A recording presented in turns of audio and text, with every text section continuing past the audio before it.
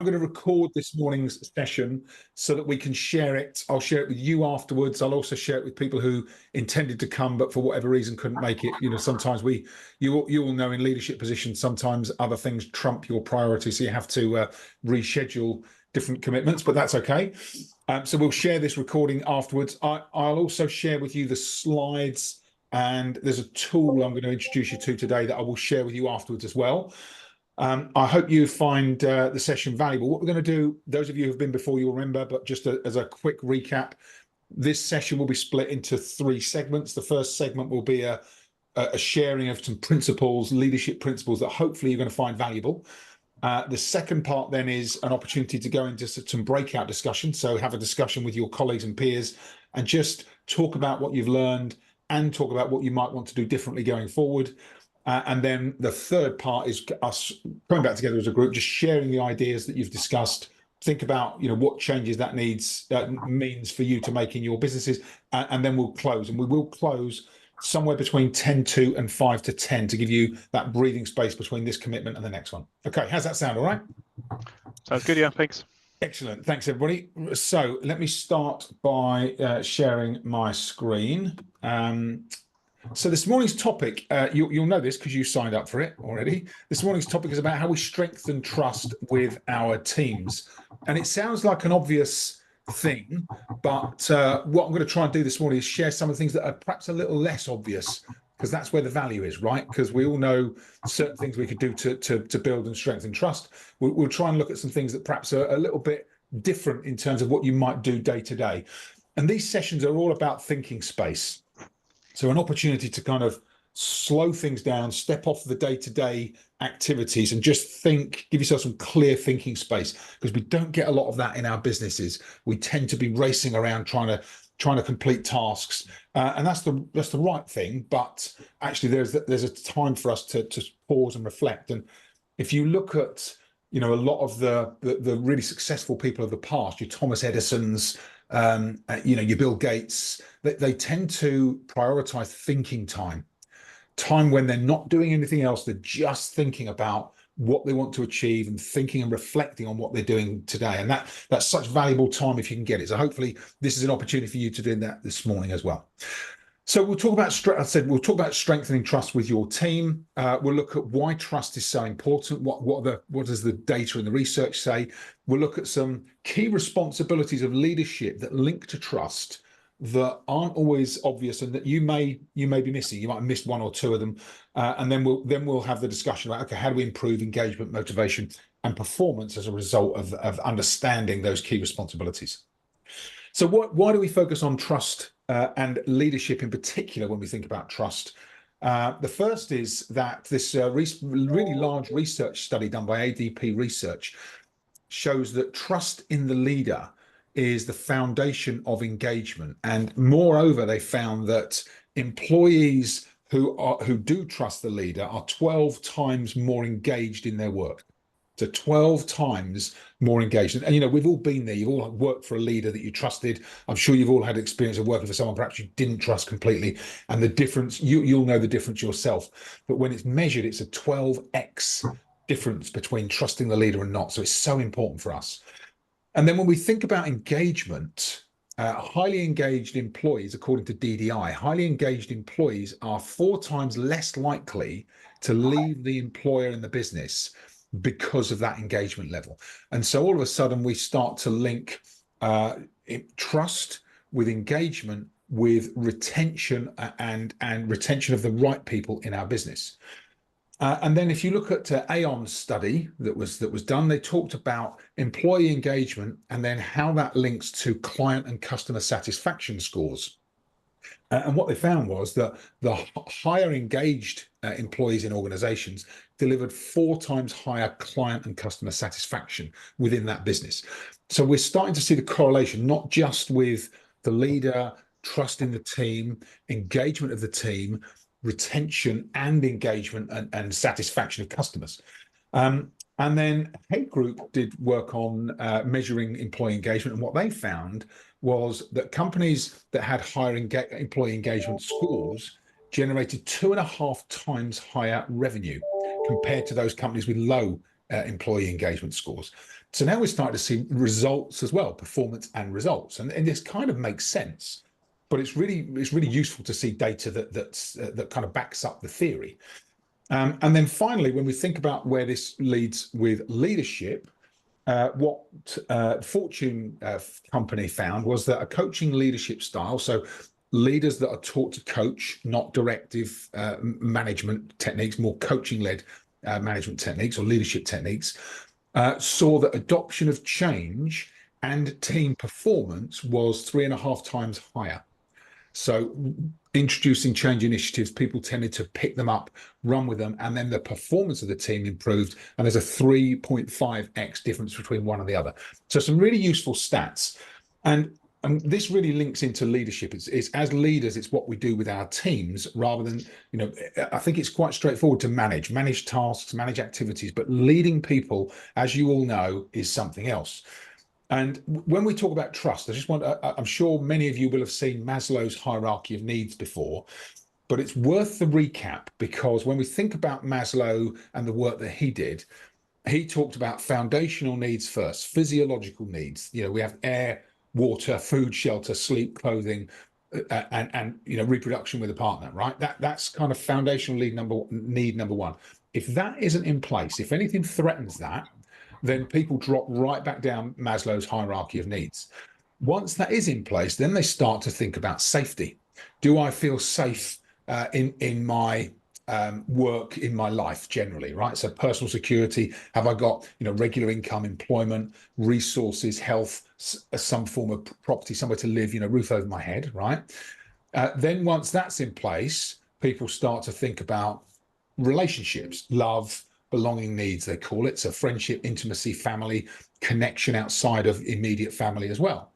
And so as you can see, these things build on each other. So if any of these starts to become threatened, people slip down Maslow's hierarchy of needs. Then next comes esteem, self-esteem needs. So once these three layers are in place, people start to think about self-respect, self-esteem, status, recognition, finding strength and some form of freedom. And once those are in place, then the top need at the start of Maslow's work was what he called self-actualization. This is the point at which people say, actually, I want to become the best version of me possible. So this desire to improve, grow, and develop. But as you can appreciate, people don't get there unless these other needs are in place.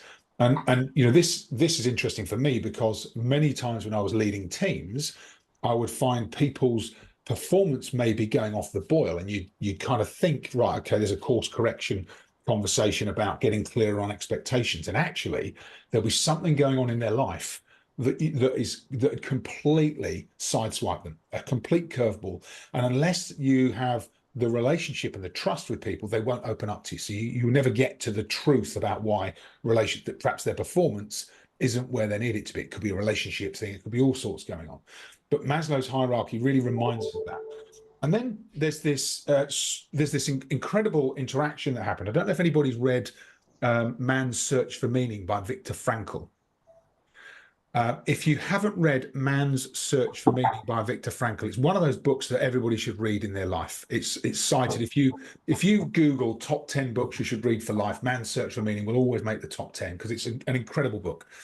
And in the book, Viktor Frankl retells, so he's a psychiatrist, he retells his experience as a Jew living through the Nazi concentration camps. It's a fascinating, it's a bit harrowing at times, but the book's in two parts. One part is about his experiences. The second part is then how it informed his work as a psychiatrist and how he then started to change the way that he treated his patients after surviving those camps. And he talks about the difference between stimulus and response and having a gap between something happening and our response and reaction to it. It's a big part of his model. But he also talks about getting out of your own head and stop ruminating and obsessing about yourself. Okay. And so Abraham Maslow met Viktor Frankl, discussed, both their works, and updated his hierarchy of needs. And this isn't often referred to, but he put in a top layer, and that top layer he called self-transcendence needs. So this is a desire to find meaning beyond yourself, beyond just what we're doing day to day.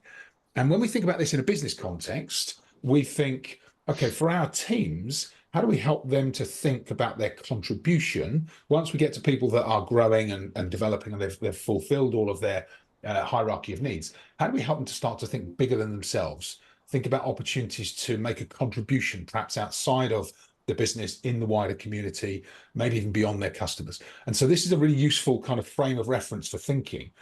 And then if we think about where trust fits here with love and belonging needs. So feeling as if there's some sort of friendship, there's some sort of connection, that actually people really do have this ability with their leader to find common ground and trust. And then that really starts to strengthen their ability to get right up to the top level.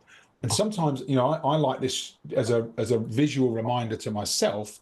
There may be times I have to take a step back with people I'm dealing with to re-establish trust before I can start to coach them to get to increased self-esteem, personal growth, and that self-transcendence level. So it's a useful reminder to ourselves. And then I want to just kind of talk about 5 key elements of leadership that I work on with clients and in our groups, and I'll hopefully share these with you because it will be something new and perhaps a new perspective that you hadn't given full consideration to. So I like to think about, whenever I'm leading a new team or whenever I'm bringing on new people into my business, I think about 5 key responsibilities that I have as a leader that I need to put in place with that team. And the first one is to create a relationship where we have what you will have heard is psychological safety. Now, the reason psychological safety is so important is because the way the mind operates, we very often can't tell the difference between a real and a perceived threat.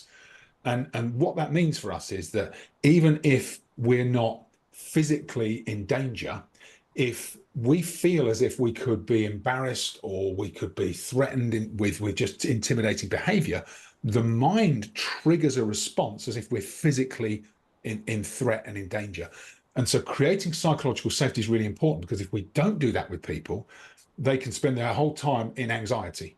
And when they're in anxiety, guess what? The mind shuts down. The blood flow doesn't permeate to the front of the brain where the thinking happens, and people continually find themselves in near fight or flight situations. And I've had this. The last job I had in the corporate world, I was a very senior leader in a big company, and we had a vice president who ruled by fear, and everyone around him was constantly looked in anxiety. You could see it. His immediate direct reports, and I was one of them, everybody just looked on the edge of their seat all the time, in meetings, in reviews, whenever he walked into a room. It was horrendous. And what happened was the creativity, the innovation, ideas, input just started to shut down. People stopped giving their opinions. So we have to recognize how important this is to get psychological safety in place for our teams, because it helps then to create the second level, of course, which is trust, right?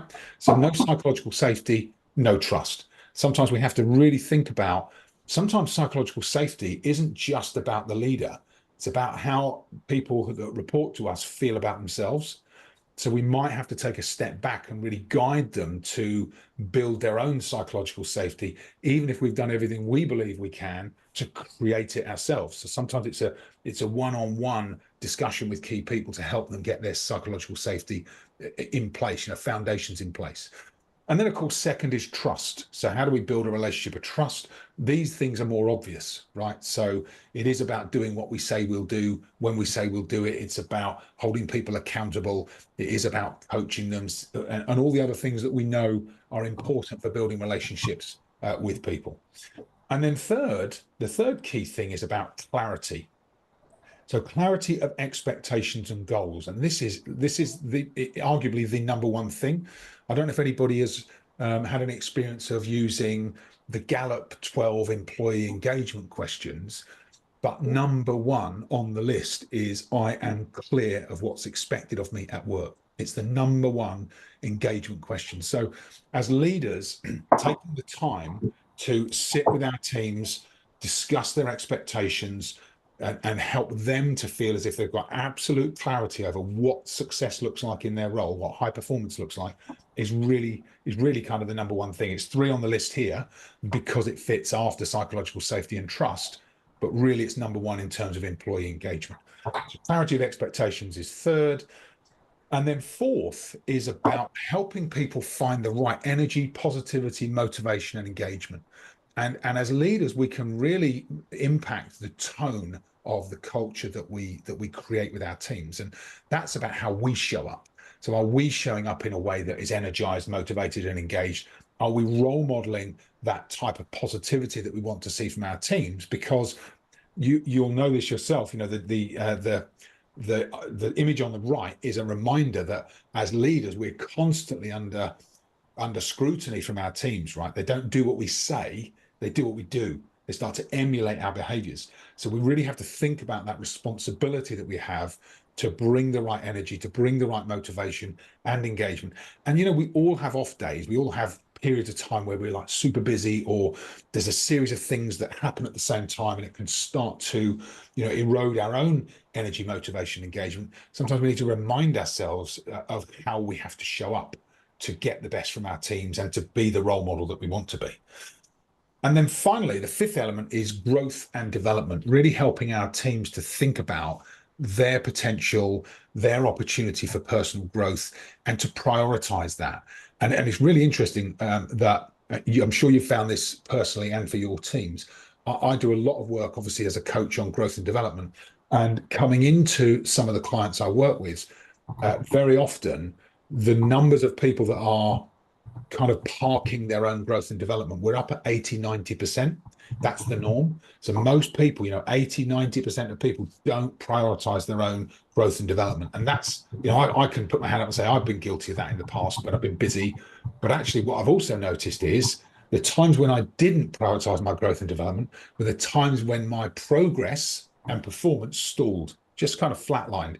When I then created the space for it, everything started to take off again. The trajectory improved, my performance, my results, the opportunities, all sorts of things. So this is, again, it's 5th on the list because it should be, but it also should be a primary priority for most people, because this is where the real change happens in the engagement and performance of our teams.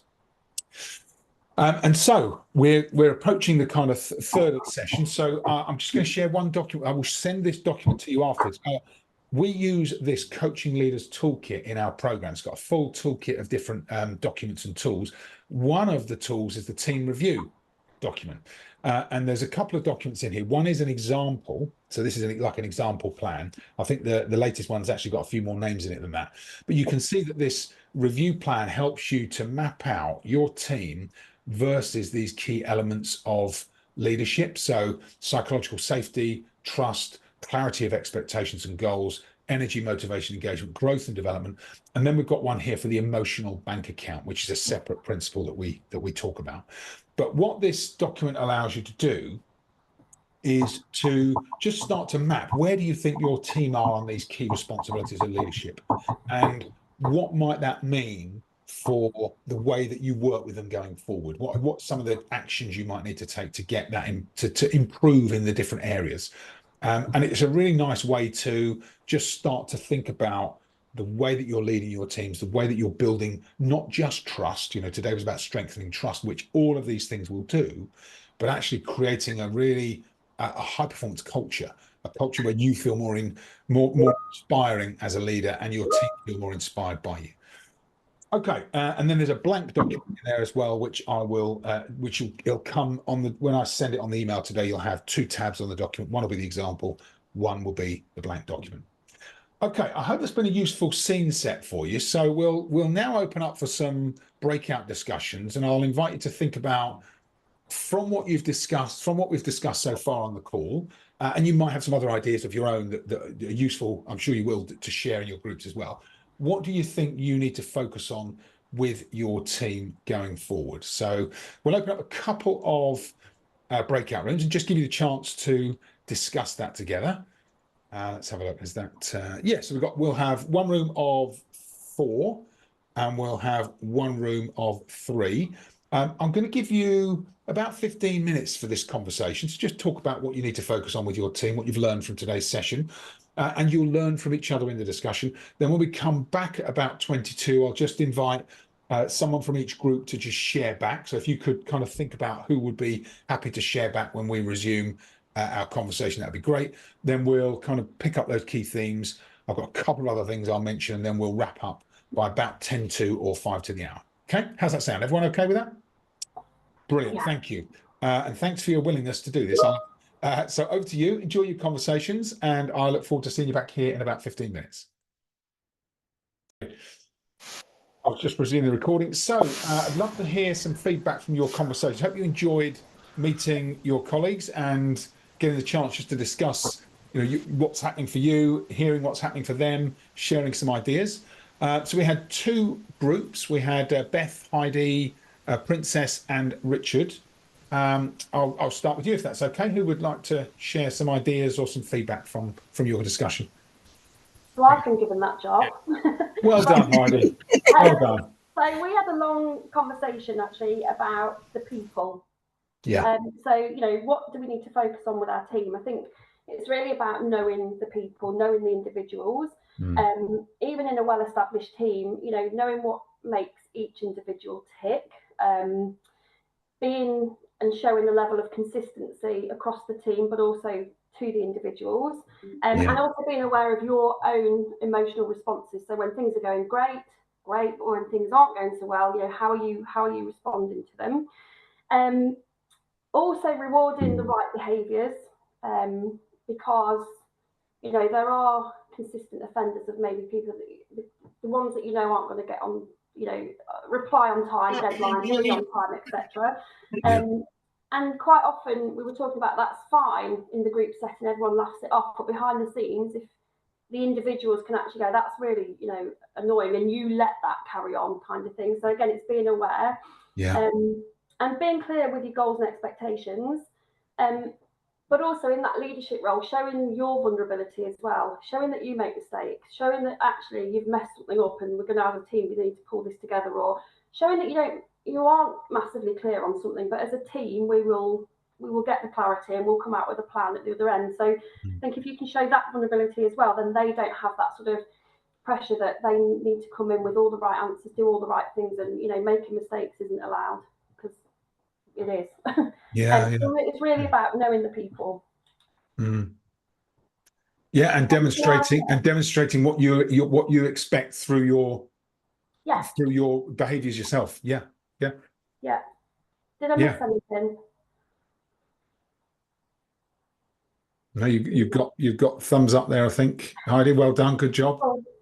Good job. Yeah, it's useful, isn't it? And everything you just talked about builds that psychological safety as well, doesn't it? When you demonstrate your vulnerability, that's a great way to build psychological safety. And the other, and I like what you talked about.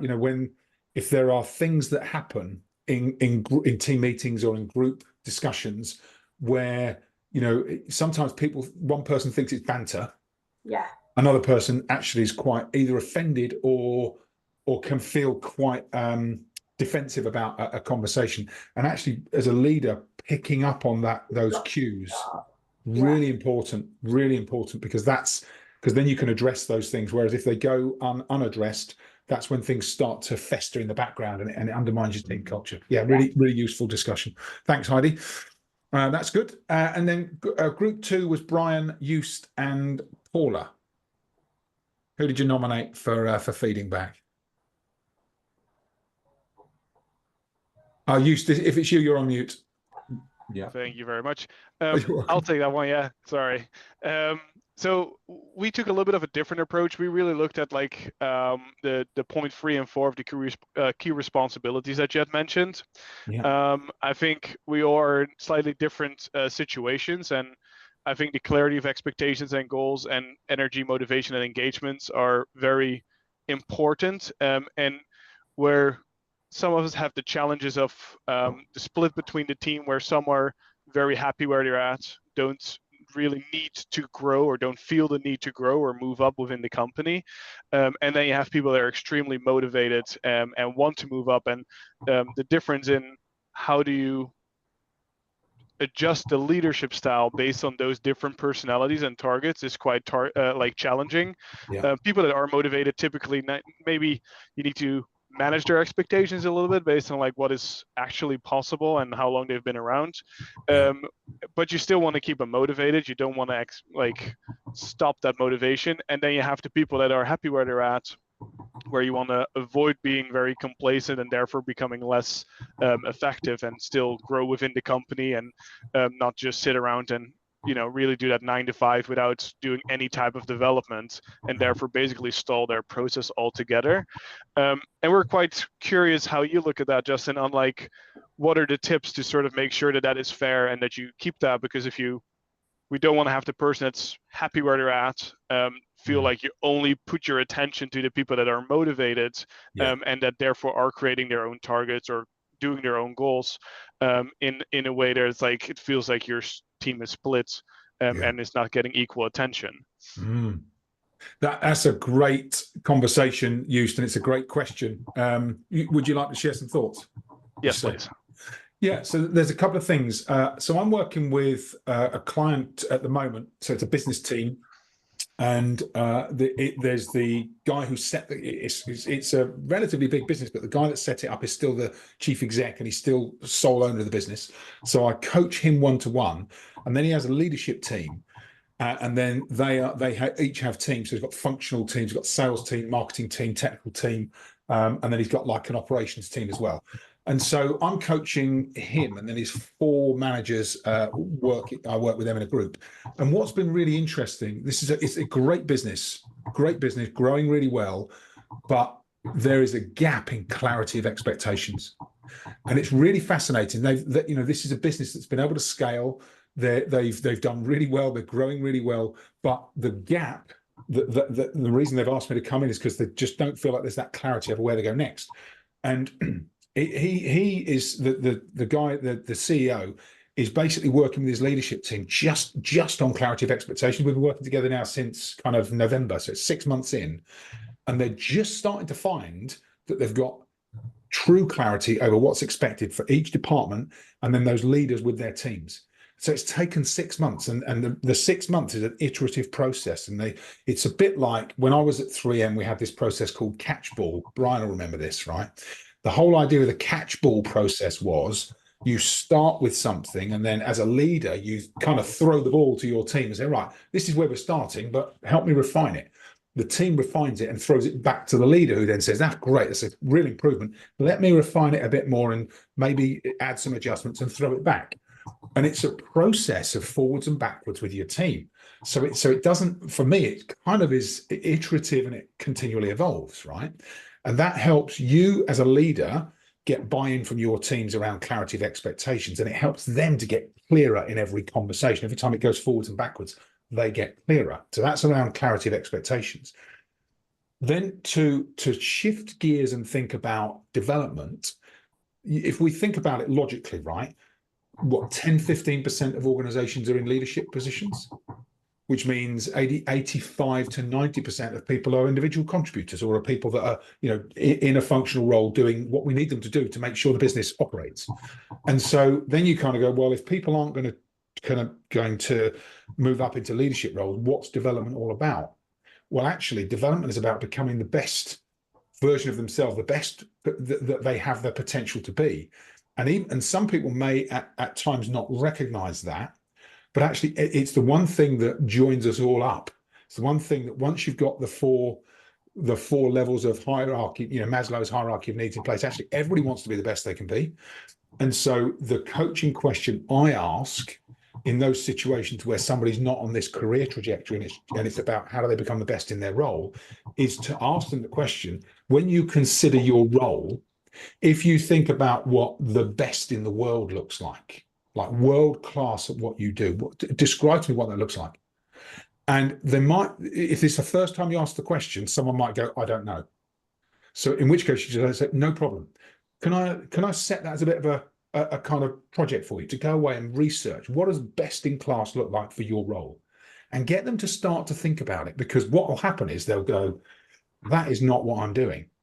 And all of a sudden that creates this gap between what high performance, best in class looks like and where they are today. And then you can build a plan that says, why don't we work together on helping you get there? And that can be a continuing conversation because roles change. There's always innovation, there's always new ideas. So it really helps you to create that relationship with someone where they appreciate the coaching, but actually it's on them to start to raise their expectations and the level of performance. Does that make sense? It does. Yeah. Thank you. Pleasure. Great discussion this morning. We've kind of gone, it's all aligned and relevant, but kind of gone in a couple of different directions that are really useful. Thanks, Joost. Thanks for your discussions as well with Brian and Paula. Brilliant. Thank you.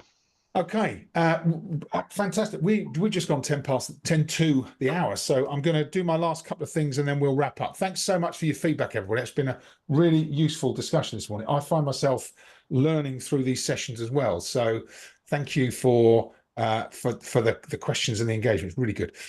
Okay, couple of things. This is the coach model. I always share this model because this is my step-by-step. This is when I think about leadership, this is how I plan to do it, right? So I won't go through all the steps, but you can see it's a model that you can follow. So make sure there's trust and relationships in place with people. This is our 5 key responsibilities.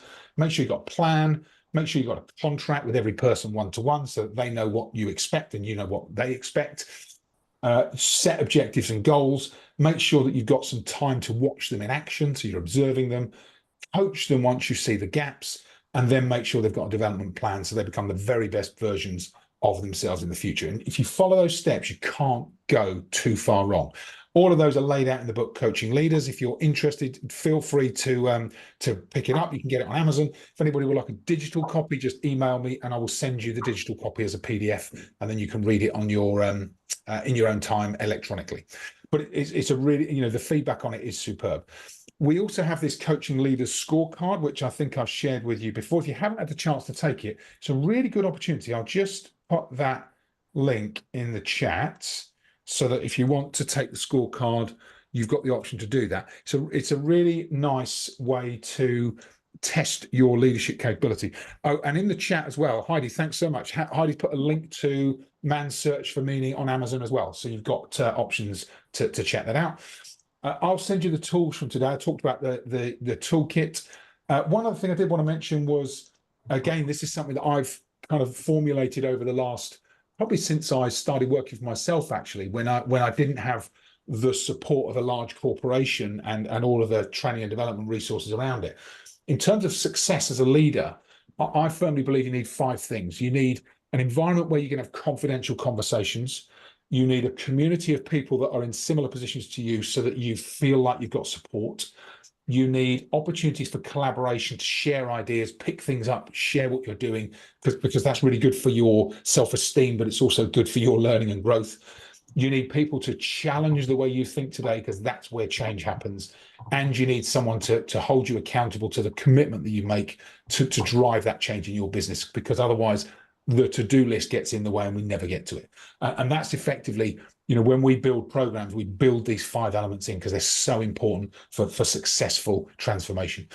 And then final thing from me, just to say, if anybody would like a one-to-one, this is a link to my calendar. So it's a 45-minute free coaching session on me, any topic of your choice.